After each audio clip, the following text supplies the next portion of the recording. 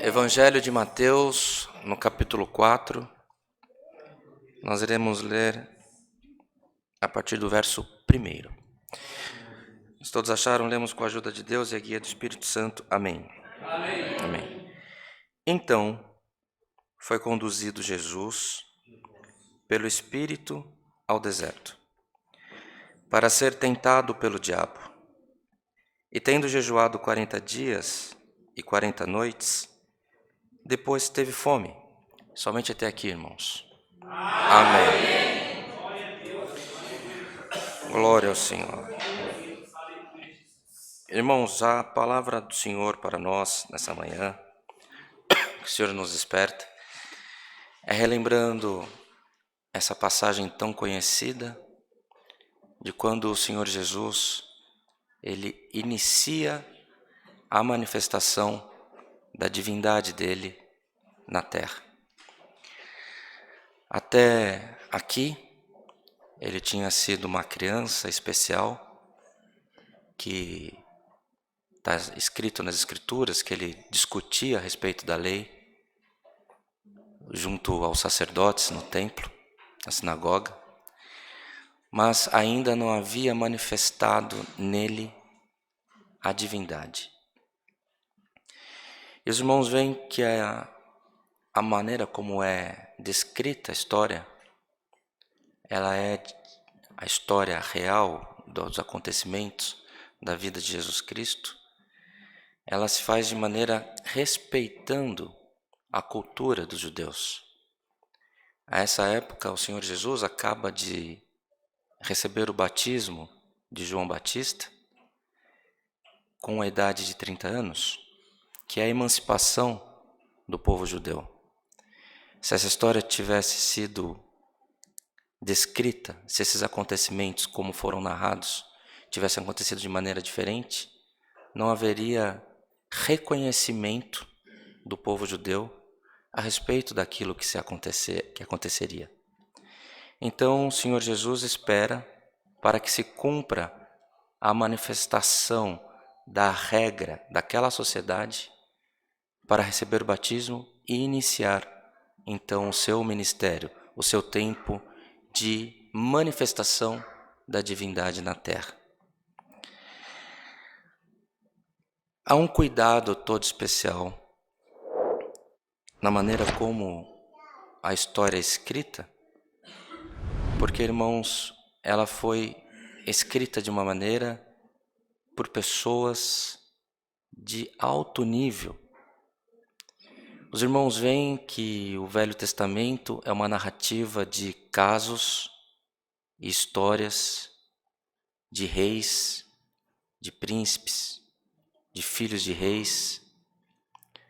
E chega o Novo Testamento, a maneira como nós recebemos é que é um evangelho extremamente simples, pobre. Mas, irmãos, quem escreveu esse evangelho foi Mateus. Mateus era um homem com conhecimento de escrita, era um homem com conhecimento na matemática, ele era representante do Império Romano.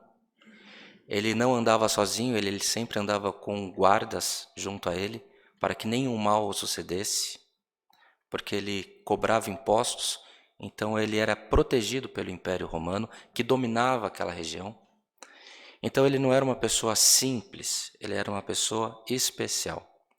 E ele escreve a narrativa dos acontecimentos da passagem de Cristo pela terra, depois de décadas após a ascensão do Senhor Jesus, e ele tem todo o cuidado para que a história seja muito bem contada, para que nós não tenhamos dúvidas de tudo aquilo que se sucedeu com o Senhor Jesus enquanto homem e com a manifestação da divindade na vida dele também. E o Evangelho de Mateus, ele se inicia, os evangelhos eles se iniciam após o batismo de Jesus. Ele começa a manifestação dele como divindade. E depois que ele é tentado, irmãos, aí começa efetivamente ele aparecer e mostrar os seus milagres. E o primeiro acontecimento que é narrado, se nós avançássemos na leitura, é a respeito de Jesus na Galileia, quando ele escolhe os primeiros discípulos, que quando nós vamos ver a mesma passagem no Evangelho de Lucas, não é simplesmente que ele separou 2 homens como Pedro para o Evangelho. Ele fez um milagre ali, porque como ele estava pregando, ele precisou se valer dos barcos daqueles homens que eram pescadores, eram empresários de pesca, e aqueles homens cederam a embarcação, então ele afasta um pouco no mar e começa, para que todos possam receber a voz dele, ele começa a pregar e a anunciar o reino dos céus. E Lucas nos lembra, nos narra, que ao terminar aquela pregação, ele vira para os donos do barco, da embarcação, e pergunta como foi a pesca. E eles falam, não pescamos nada a noite inteira. Ele instrui que aqueles pescadores lancem as redes novamente às águas. E os pescadores falam, olha, não pescamos nada, mas ao seu mandado, porque eles já tinham escutado a voz do Senhor.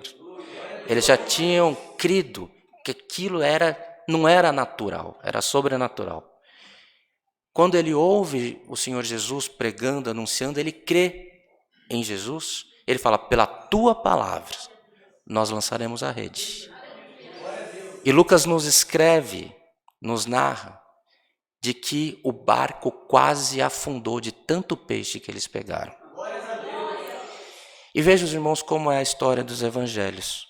O encerramento dos evangelhos em João acontece com a narrativa do que aconteceu quando o Senhor Jesus vai, já ressuscitado, ele vai encontrar Pedro, e ali também mais um milagre da multiplicação dos peixes junto ao mar de Tiberíades.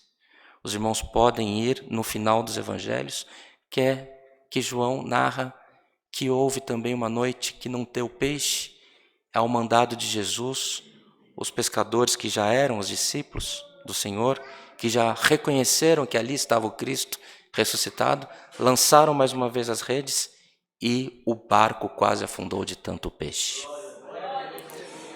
Peixe é multiplicação. Peixe é bênção. E o que nós lemos nessa manhã é o início de uma passagem que foi a tentação de Jesus. O Senhor Jesus, para começar essa manifestação da divindade, ele passa pela água do batismo, segundo a instrução de João Batista. Cristo não precisava passar pelo batismo, ele passou para dar o exemplo para mim, para você, para todos nós que estamos na igreja e recebendo essa pregação na internet, de como nós devemos demonstrar o nosso arrependimento e a nossa crença que há uma nova vida debaixo da graça e que há Cristo e há o Espírito Santo regendo a nossa vida. É a nossa decisão de declarar que Jesus é o nosso Salvador.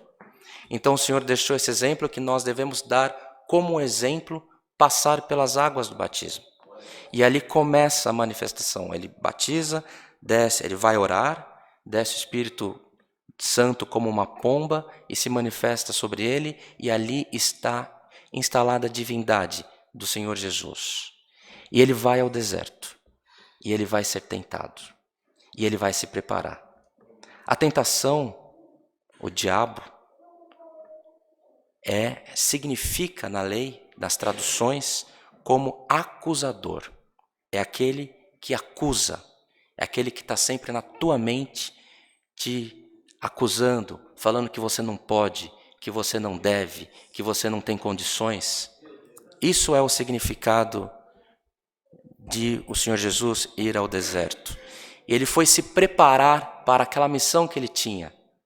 E ele ficou se preparando. Por certo, então, houve muitas acusações na cabeça dele. Ele teve que vencer a si mesmo. Ele teve que vencer ele, como homem, para que o Espírito de Deus sobre ele se manifestasse. E não é diferente de nós, irmãos. Todos os dias acordamos, passamos pelos nossos dias, passamos pelas nossas aflições. E quem é o nosso principal inimigo, senão a nossa própria mente? Então o Senhor assim também sofreu como nós sofremos, como você sofre. Mas Ele venceu e nós venceremos também. Irmãos, o Senhor Jesus, pela regra dos judeus, conforme nós falamos aqui, Ele sempre foi diferente, conforme nós também falamos aqui. Mas Ele esperou a emancipação para que Ele pudesse receber a liberdade de se apresentar como o Filho de Deus e o próprio Deus.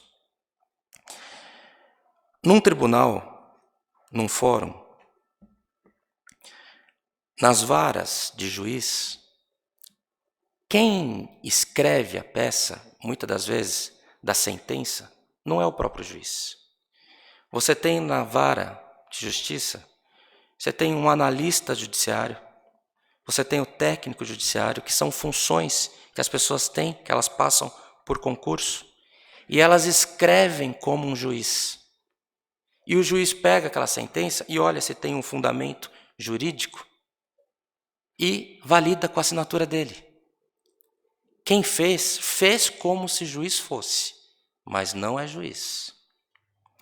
Assim como pega um enfermeiro que conhece as rotinas de um hospital, que conhece as rotinas das enfermidades que ele lida, ele prescreve medicamento, ele sabe como tratar, mas chega na hora de assinar um laudo, ele precisa de um médico, porque ele não é médico. É assim também quem trabalha na força de segurança, que age como se fosse uma função, mas não é, precisa. Porque a pessoa só pode assinar como médico, como juiz, quando ele passa num concurso, quando ele se emancipa naquela função. Pega um jovem de 16 anos, ele pega um carro, um ônibus, um caminhão, ele pode sair pelas ruas da cidade com extrema destreza, guiando, como se habilitado fosse. Mas ele tem que esperar o tempo para receber a habilitação e se emancipar naquela função. A palavra do Senhor para nós, nesta manhã, é que a prova que você passou está chegando ao fim e haverá emancipação na tua vida. Haverá emancipação para a igreja. Haverá o tempo que você terá liberdade para se apresentar com as bênçãos que o Senhor já tem prometido na tua vida. O que você passou, assim como o Senhor Jesus se permitiu ser tentado, para que vencesse a si mesmo, para que ele se manifestasse, e ali houve emancipação, para que ele pudesse se manifestar na terra como Deus, você está recebendo a emancipação da tua prova. Haverá o usufruto, assim como aquele que treina, assim como aquele que estuda, e chega o tempo que as pessoas reconhecem ele como autoridade naquilo que ele faz. Chegou o tempo, minha igreja. Chegou o tempo de glorificarmos o Senhor pelos favores dele. A prova veio, resistimos e haverá o tempo de nós cantarmos vitória também. O treino, irmãos, o estudo, mesmo quem atingiu a autoridade, a pessoa nunca pode parar de estudar. A pessoa nunca pode parar de treinar. Um atleta, eu nunca fui atleta, mas tenho tido a oportunidade de experimentar essa experiência com meu filho, com minha filha, com minha sobrinha. Minha sobrinha tem uma atividade que ela faz com um cavalo. E a disputa que ela faz é 3 casas depois do segundo. Então ela tem uma prova, irmão Daniel, que ela tem que alcançar um roteiro com o animal em 60 segundos. E ganha quem chega mais próximo dos 60 segundos. Entre você realizar a prova em 59,78 e o atleta que faz 60,02, passam-se 50 atletas. É no detalhe. Isso exige que ela faça o quê? Que ela treine. Um atleta de alto desempenho, alto rendimento, no futebol, no vôlei, seja que esporte for, ele tem que treinar todo dia, 4, 5 horas por dia. Se ele for um tenista, são 11 horas de treino. Se ele for um nadador, é 11 horas de treino todos os dias, a vida inteira em que ele for se dedicar ao alto rendimento. Hoje o Senhor está falando para nós que houve a emancipação da tua prova, mas nós nunca podemos parar de lembrar aquilo que nos trouxe até aqui. Então a nossa vida sempre tem que estar dedicada a servir ao Senhor, buscar ser agradável a Deus e nunca renunciar a tudo que você passou, porque para ter mais bênção, você precisa se dedicar cada vez mais. Mas hoje o Senhor entrega o certificado na tua mão. Essa é a palavra que o Senhor nos manda. Recebamos como vinda de Deus e que por tudo nas nossas vidas o nome de Deus seja sempre louvado.